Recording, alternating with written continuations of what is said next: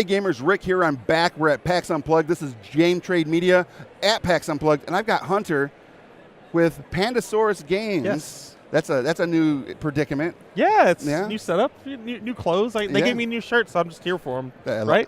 I love it. So you jumped over here to Pandasaurus Games and are doing all the awesome stuff over there now. Yep, all the marketing, all that stuff. Anything public, customer service emails. I'm sorry, I'm getting to them.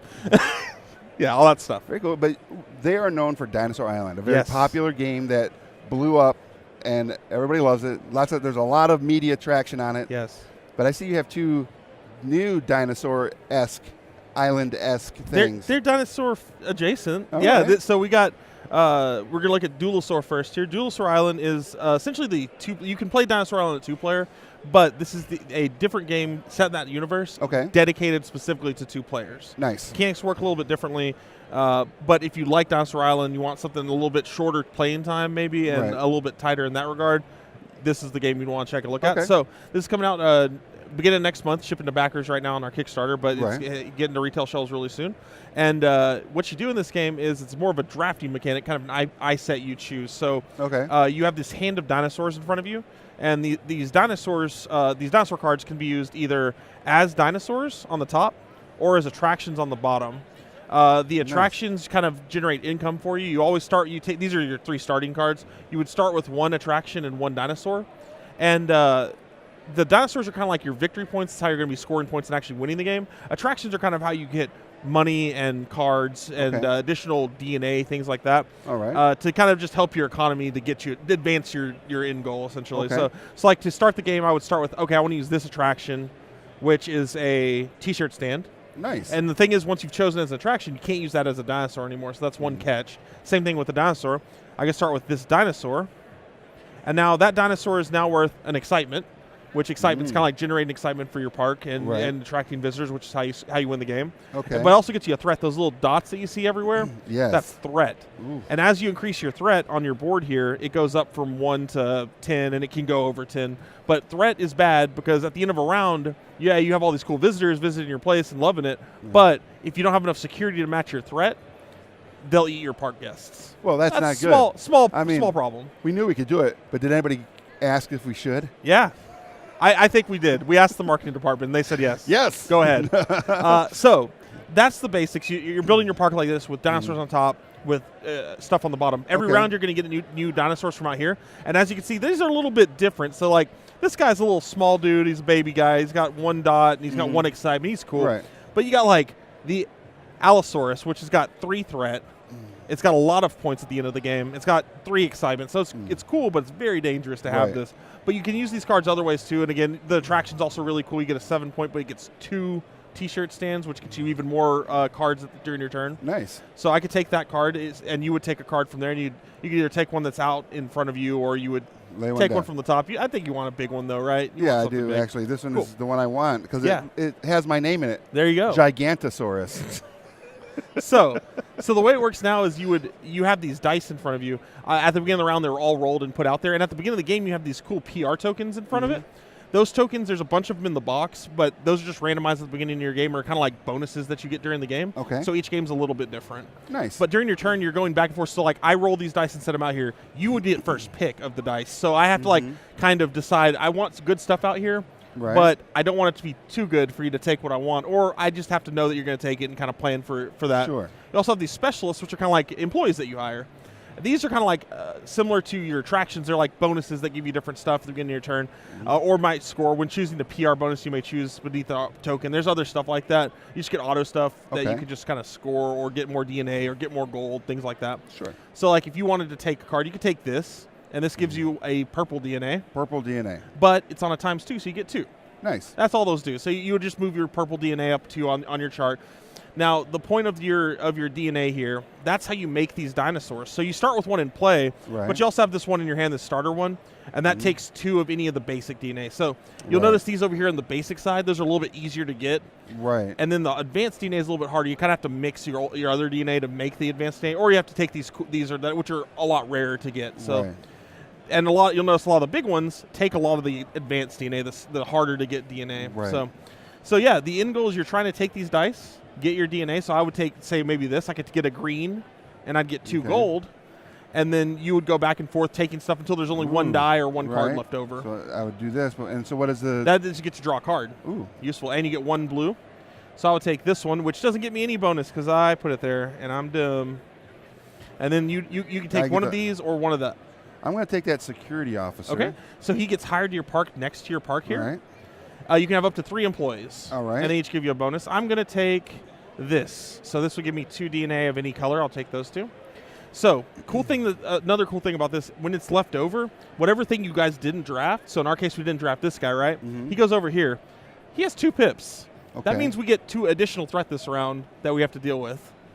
So he's upset that he didn't get hired. Yeah, so he's come back. He's gonna. Yeah, it's bad. It's bad to use bear. So it's 2 pips. If we'd left that, we'd have three more threat. So again, the more threat you have, the more threat is bad. Right. So in this case, right now, our threat is already to 3 because we each have we should have 1 dinosaur and then plus that. So I should actually have a dinosaur. Yeah. If you put your 2 basic ones, so put one of those guys up top, and then one of those things at the bottom. Okay. There you go. That one works. I do like the Jeep ride. Yeah. So. There you go. So you have a threat. Now you have 3 threat because of that guy.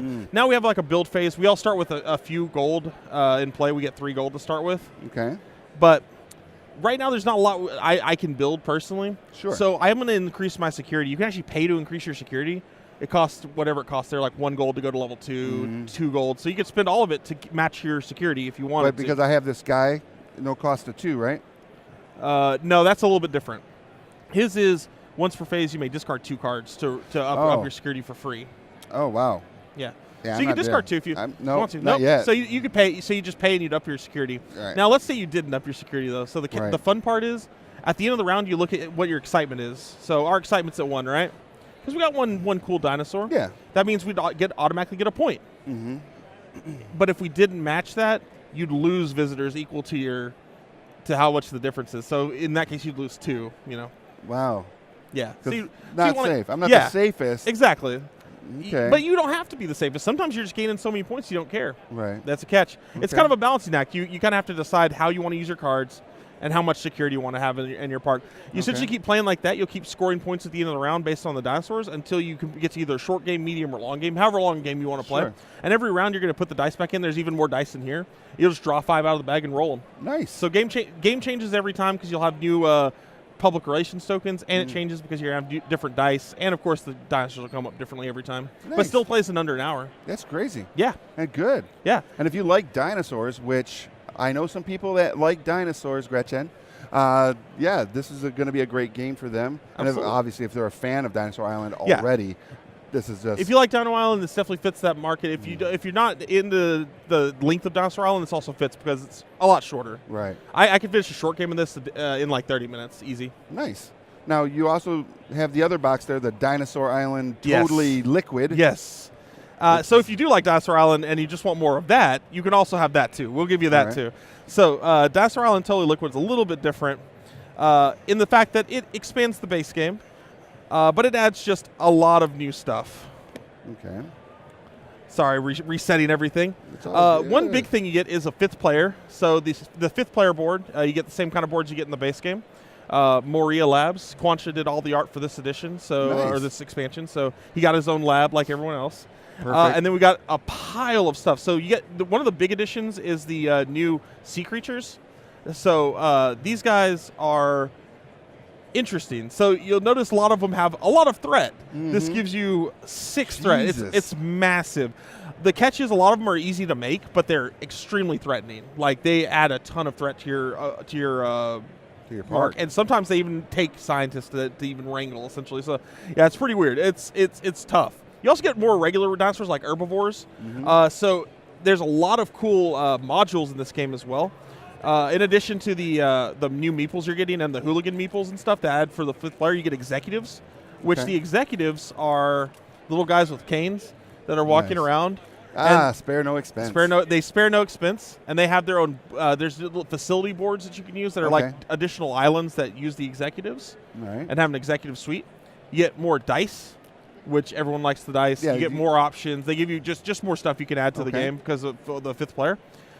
You also get more of the upgrades. You get more of these, and you get a bunch of little card expansions, which if you've seen these, you've got new blueprints. This is a brand new one, actually. I didn't even notice. I had not even opened these cards yet. Uh-oh. That is First time seeing this. Yeah, no, this is the first time this expansion's actually been opened. So you have blueprints. One of the big things that people wanted were like your layout to matter in your park. So this gives you score for where you put your dinosaurs, where you put your attractions, things like that. So there's a bunch of those. Those are kind of like secret end games. There's the executive cards that uses those executive meeples, another module you can use. Mm-hmm.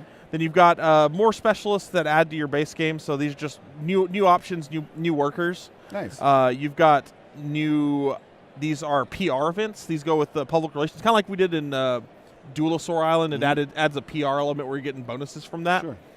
And then a lot more stuff. Like we got module selectors that lets you kind of randomize your different modules. You've got new plot twists, which were like in-game scoring from the original one. And you've got some new AI cards for solo play. So yeah, it's just a massive amount of content. You can kind of mix and match it however you want it. You don't have to play with all the stuff, but you can easily insert stuff like blueprints and marine creatures, or you could do maybe just add the 5th player with marine creatures and maybe some more of the PR and stuff like that. So a lot of stuff you can mix and match in there. Just if you like Dinosaur Island, it's all the cool stuff plus even more dinosaurs. Wow, that's a lot. Yeah, you get a lot of stuff in this expansion. That's crazy. Now let me ask you this: you said this is being getting out to the backers from the Kickstarter, so it should come to retail. Yeah, so these are both set to come out December 12th, if not a little bit sooner. So they'll be hitting game shelves in the next couple weeks. Perfect. Very cool. Now, if anybody wants to find out more about Pandasaurus games and all the cool stuff you guys have going on, where can they find that information? So you can check out our website, pandasaurusgames.com. You can check out our Twitter. It's at PandasaurusGame. Facebook as well, Pandasaurus Game, and Instagram. We're on Instagram as well as Pandasaurus Game. Yeah. Oh, you're on all of the things. Yeah. You can see a lot of posts from me. And next year, a lot of big things coming down? Yes. We did announce Dead Man's Cabal, which is going to be a retail. It's not going to be a Kickstarter. It's kind of a Euro-y game where you're playing it as a necromancer who's trying to raise party-goers back from the dead so you can party with them. All right. And you're all playing. You're just trying to resurrect party people. I can dig it. Yeah, it's going to be fun. Machikoro Legacy coming in the summer next year. Got Ahile, which was one we signed at Essen, is coming out. It's really fun. But you said Machikoro Legacy? Yes, Legacy. All right. Yeah, and in the world of Machikoro, we have the 5th anniversary edition that's coming out this upcoming on December 5th, I believe it'll be in stores. So if you like Machikoro, you want some upgraded components, the 5th anniversary is kind of going to be our standard going forward. It's got bigger plain-size cards. It's got bigger, chunkier dice, and it's got plastic coins. Nice. It's just upgraded all across the board. Perfect. Yeah, it's going to be a blast. My brain's not handling this legacy idea. Yes. I mean, I love legacy games. Yes. That's why I'm like, all right, another legacy I have to play with people. Yeah, I love it. It'll be fun. I've played a couple of the scenarios. If you have a family that wants to play a legacy game, this is going to be a good opportunity to get them introduced to legacy games, and it's going to be fun for gamers too. Of course, perfect. Thank you, Hunter, so much for joining us. Thanks for having me. This is always a blast. Go out and pick up Dinosaur Hunters and Duelosaur Hunters. Dinosaur Island. But hey, I don't know why I said Hunters. I'll petition for the name change. I mean, if it's on brand. Or it could be Dinosaur Hunters expansion. Because the island has been overrun. There you go. There you go. I pitched it. It's in. We're good. We did it. Yeah, that worked. Thanks. Thank you, Hunter. And go check them out, everybody. So on that note, I'm Rick. This is Game Trade Media, and I'll see you at the game store.